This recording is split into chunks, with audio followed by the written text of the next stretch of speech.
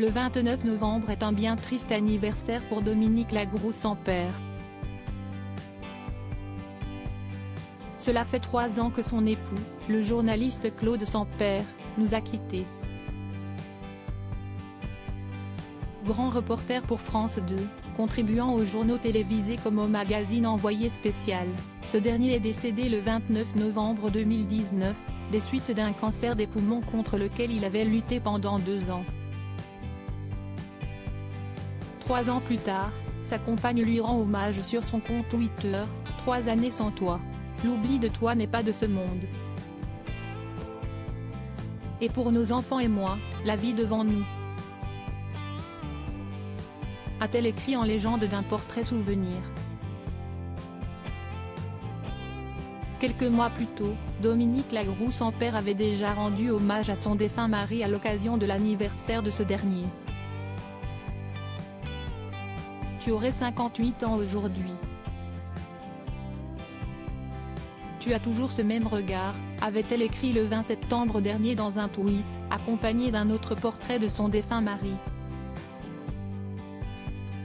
Ce deuil si difficile, l'ancienne journaliste de TF1 l'a conté avec ses propres mots dans son roman Après l'orage, publié en novembre 2021 aux éditions Flammarion sous l'impulsion de ses 2 enfants, Mathilda et Esteban.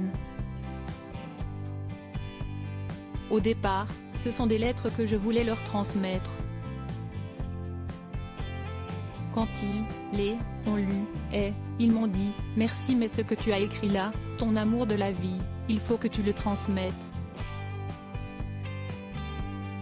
Quand vous entendez vos adolescents qui ont vécu une telle horreur vous dire ça, la moindre des choses, c'est de le faire, a-t-elle confié à Gala lors d'une interview, publiée le 18 novembre dernier.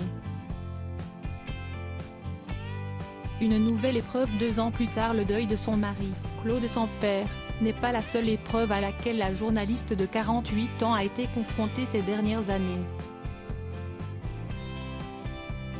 Avant son départ de TF1, elle faisait équipe avec Jean-Pierre Pernaut, également décédé le 2 mars 2022. « Je me sens riche d'avoir partagé le quotidien professionnel d'un homme comme Jean-Pierre. C'est une grande chance, une grande joie. Il incarne ce que je souhaite être dans mon métier », avait-elle confié aux Parisiens au lendemain de sa disparition. Plus que des collègues, le présentateur de 13h et elle étaient devenus amis.